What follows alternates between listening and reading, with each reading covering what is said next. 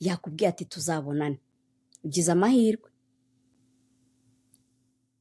utungutse nkaho ugiye kureba umujama wawe.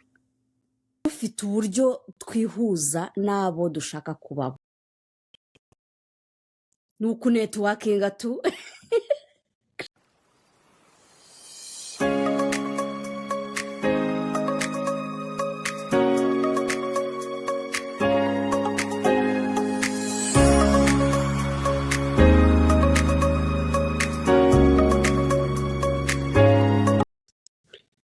Hello everyone, welcome back ku Mamapreneur podcast. Twagarutse muri kumwe na Clarisse, your host. Today I am so excited. Ndumva nishimye, ndumva ndi excited kuko topic ngiye kuganira namwe uyu munsi iraryoshye. Ishobora kuza kugufasha gukura business yawe ku rwego rumwe ikayishyira ku rundi. Niba umaze iminsi unkurikira ukaba wararebye tips and tricks ngenda mbahaza uburyo watangira business, especially nk'umumama, stay at home mom. Uyu munsi rero kubafashe iya mbere bagatangira bakagerageza, ngiye kukwereka uburyo ibyo watangiye twabyigiza hejuru, twabivana kuri level imwe tukabishyira ku yindi level. Ni karibu rero aho muri hose, mu modoka, mu muhanda, mu kazi kanyu cyangwa kabandi, wiyegereze agakawa kawe ka jus gakonje, amazi, hanyuma uze twiganirire. Cheers to today's achievement. Uyu munsi uraserebura iki? Actually weekend yanyu yari imeze gute? How was your weekend, guys? For me it was so good. Nkuko nabibapromisinze muri video y'ubushize, nababwiye ko nafite akazi kenshi, hari ibintu nakoze biri so good, ndaza kubashyiriramo uduce dutoya kugira ngo murebe how everything was. Hagati aho rero topic y'uyu munsi reka tuyiganireho, ni ikintu bita networking. Networking, wowe yumvise networking umva ari ibiki? Kwihuza. Umva iyo ibintu byanze, iyo turi kuri telefone turi kuganira kumva biracitse, uruvuga ngo nta network zihari. Donc njyewe nawe duhujwe na network. So muri business rero naho habamo network. It's the business, the networking. It's not only about the business, it's also about building a relationship irambye with somebody, with the business owner, with the company. Ni networking mu buryo bwose. Like kwihuza n'ibyawe byose, kwihuza n'abo ushaka guhura nabo, kwihuza n'ibyo ushaka guhura nabyo, kwihuza n'amafaranga, kwihuza n'aho ushaka kugera. You see that? Iyo ushaka umukunzi wihuza nawe, ura networkinga, ugafata iya mbere, ugashaka nimero, ukamutelefona, mugahura, wagerayo first impression, you know, ukiseringa, nyuma yo kwiseringa ugakomeza following up kugeza biciyemo, ukamwambika impeta, ukamutwara, ukamushyira mu rugo, and you keep going. Ibyo byose rero tubizanye tukabishyira mu mafaranga, tubizanye tukabishyira muri business. That's what you should be doing every single day for your business. Aricyo kintu rero tujye kuganiraho. Networking niko kantu ka mbere duhereyeho, karimo utuntu twinshi. Akantu ka mbere muri networking ikintu bita communication skills. Umva kwa kundi bakubwira ngo umusore utiraririye ntago arongora inkumi, n'umuntu utazi kuvuga. Communication skills nta hantu business yawe yazagera. Ntago ari ukuvuga ngo uzi kuvuga ururimi neza, ariko uruvuga ute? To yawe iyo ugeze aho ugomba kuba urimo kudiringa ibimeze gute? Your eye contact, kumenya uwo muvugana uwo ari we. Ni ukuvuga ngo iyo ugiye kureba umuntu umumitinga gute, umuganiriza gute. Hari ikintu bita breaking the ice, especially ko iyo ugiye kumitinga umuntu most of the time ntago uba umuzi, right? Ariko wamenye ko afite ibintu byagufasha mu buzima. Reka nguhe urugero. Njyewe namenye ko hari hoteli ifitemo venue yakira abageni, ikoresha ama event, ndashaka ngewe kujyayo gusinyana nabo kontra, ndashaka kwicuruza nk'umuvenda udekora, hanyuma nkagenda nkababwira nti mwe mufite venue, ngenda dekora, ni gute nge namwe twakorana. So uba ugomba kugenda first of all akoze research, ni ibiki bakora, ni ibiki baprovidinga, ni iki barakinga, ni iki bafite kidasanzwe. So iyo ugezeyo ugenda ubabwira uti ngiye nkora ibi ngibi, ugomba kuba uzi kwiseringa, ukabihuza n'ibyo babura, ariko ukabaprayizinga ku byo bafite, bakamenya ko ubona bakoze ubona ka research urabazi pe. Utavuga ati n'umuntu tuzi akaba anadukubise diru y'ibintu twari twaraburiye umuntu wabidufasha, n'umuntu ararenze.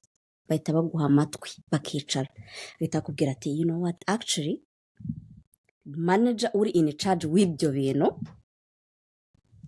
ari wenda hanaha, ariko reka tuguhe business card, tugiye no kumubwira ko wageze hano, aza reaching out to you, uze mukora inama muganire urebe ikintu wadufasha. Urabona baguhaye value. Iyo ugiye rero utazi ibyo urimo, utazi ibyo uvuga, ntuzi ibyo bakora, ntuzi ibyo babura, ntuzi ibyiza bafite, nawe ntuzi kuvuga ibyiza byawe, ntuzi kwicuruza, niba ariko nabyita, nta mwanya. N'umureceptioniste ntagatuma ugera kuri next level, barakubwira ati busy. Communication skills ni ingenzi. Know how to talk to the receptionist, kuko niwo kugeza kwa boss. Know how to behave and how to talk wageze kwa boss. Know how to talk to specific manager ku kintu runaka bagiye kuguhereza ngukore. For example, ngewe niba ngiye nkavugana na receptionist, nkagira imana akampuza na general manager akambwira ati actually ibyo bintu biraza kuba biri in charge na sales manager. Ntago wavugana na sales manager nawe utazi kwiseringa, kuko niyo expertise yewe. So be prepared, bose ube wabamenye, nibakubwira amazina yabo ube wayafashe, cyangwa ube waje rega wanayaborotse no kuri website biba biriho. Ibyo bita ku breaking ice kugira ngo ubashe kuvugana n'umuntu. Voilà, nayo nakavuze.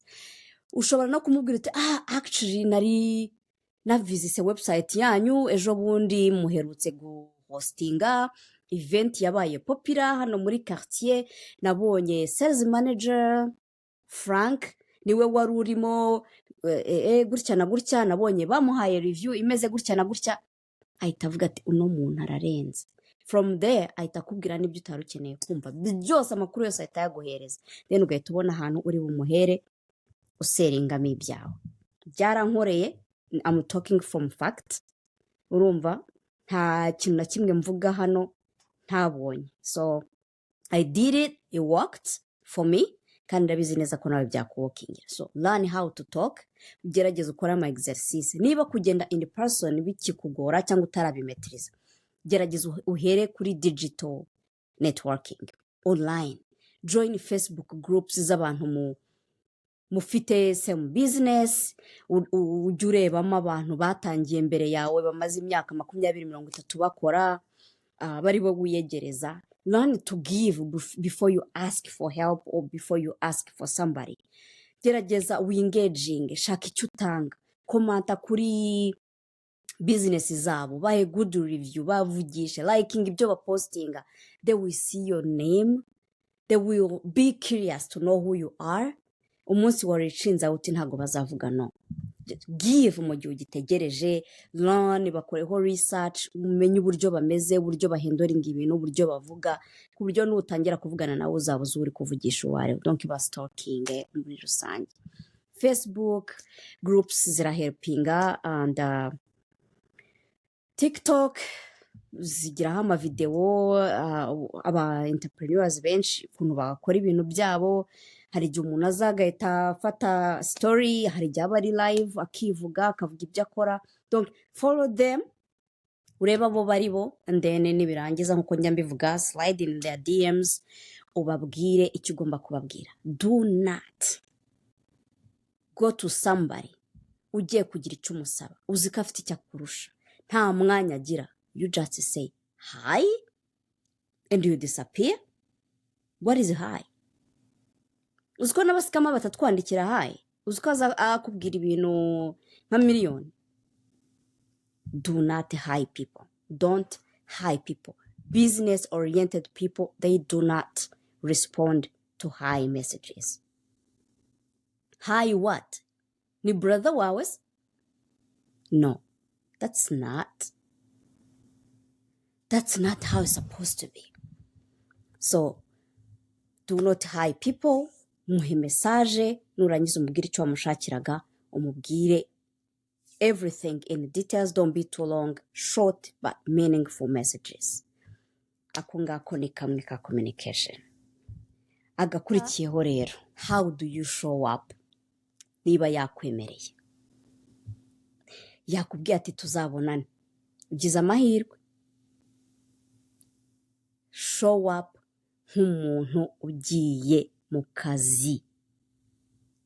Ufite company uri kuyicuruza, uri kureba uburyo yava hano ikajya hano, utungutse nkaho ugiye kureba umujama wawe. And you are the company that wanted to connect, to network with the known company. Excuse me. You are the company that wants to collaborate with that company. Niba utarukinga n'umuntu uhuje n'ibiri muri na brand yabo, donc hari umuntu brand itaha no kubamamariza bitewe n'ukuntu yaje asa, n'ukuntu yaje ameze, n'ukuntu yaje avuga. Show up nk'umuntu koko wa collaboratinga n'iyo company yinjiza ibihumbi 100 by'amadolari mu kwezi, mu gihe wowe cyinjiza 300. Gerageza wishakashakemo. Ntabwo nkubwiye ngo ugende umanuze amakote y'ibihumbi 200, ariko fata iryo kote ryiza ufite mu nzu yawe, ritere ipasi, ryambare neza, ambara udukweto turi clean, make sure your nails are trimmed, make sure you are clean. Ntabwo nkubwiye ngo ugende ushyireho makeup niba udasanzwe ukora makeup, ako niba usanzwe unazikora zishyireho. Ntushyireho nk'izigiye muri club, ntushyireho shyiraho ziri formal. Show up umeze neza. Don't show up wambaye imyenda inuka ifurika. Smell good, ku buryo niba wicaye iruhande rw'umuntu muri kudiringa, atari buvuga ati oh my god, smell good, fresh. Brush. Umva ni wahandi ubuje ugomba kugenda uvuga ati no mu kanwa ndahumura neza, kuko you need to talk. Wa ibaze uvuze umuntu akagira gutya. Don't assume ngo kubera ko ngo ngende busy, ngo ndi busy, ngo ndi stay home mom, ngo abana n'ibiki, ngo uvuge ngo ya minota 3 ubonye wenda wimenaguyeho utuzi, cyangwa se woze kare wise wenda wambara urucyahumura ibitunguru, wabyibagiwe nyine ahantu ugiye. Umva bifatire time. Ku networking bifata time. Nababwiye ngo ubitekereze nka first impression, first date, ukuntu uvuga uti ngiye kwimpressiona umutipa ntumiye kuri date, umukobwa ngiye ku meeting bwa mbere. Kakana first impression count. Show up as who you say you are. Uko website yawe kuvuga, slogan yawe, uko wavuze ati njyewe I make your vision come true, for example, that's a sublime. I make your event unforgettable. So ngomba gushowing up nanjye ku buryo ntaba unforgettable, ugomba guhora unyibuka. Uri kubyumva? So ngomba kuselinga, ngomba kwiselinga ku buryo bavuga ati na sublime ivuye aha kabisa, ni sublime. I make sure. Akandi kantu rero, ugomba kumenya icyo bita follow up. murahuye uriserinze wasaga neza wavuze ibintu byawe neza amadiru murayavuze ariko arakubwiye ati uzampamagare bino bintu tubifinalizing. Ntabwo diru ariko hakunda ugenda rimwe ngo bihite bikunda. Niyo mpamvu nabyise ngo it's about building a relationship. Ntabwo ugenda ngo bihite bicamo ako kanya. Ntuzatekereze ngo ntabwo bikunze kubera ko ngiye batansinyishije kontra. Aba bari abantu bazi ubwenge, baba ari abantu bakora deep research, baba ari abantu batekereza no kuri iyo nama bamaze kuvuga. Hari igihe baba bari buconsulting abandi bantu, hari igihe baba bari bukoresha inama, board meeting. That's okay. Muri iyo phase rero, what do? You follow up professionally as well. Urongera ukamubwira, ukamuha akamesaje niba waragize amahirwe yo kuba yarakwemereye kumutextinga, kuko ubundi ntabwo ari byiza ko ukomeza utextinga abantu batarabikwemereye. Email ziri official, you can email them. Byaterwa nyine n'uburyo yakwakiriye n'ukuntu icyo kiganiro cyanyu cyagenze. Ukamutelefona niba yaraguhaye business card akakubwira ati call me, make sure ko umubaza the good time to call. Urumva, stay professional kugira ngo niyo byaba byari bigeze hafi yuko bagushyiraho signature udakora one mistake ituma bya bintu bisubira inyuma. So follow up, ntucike intege. Reka nkubwire, iyo umuntu akurenzeho aba akurenzeho, iyo umuntu afite bigger business aba ari more busy. Iminota yose ubonye uba ugomba kuyibyaza umusaruro ukayikoresha neza, hanyuma ibintu bigacamo.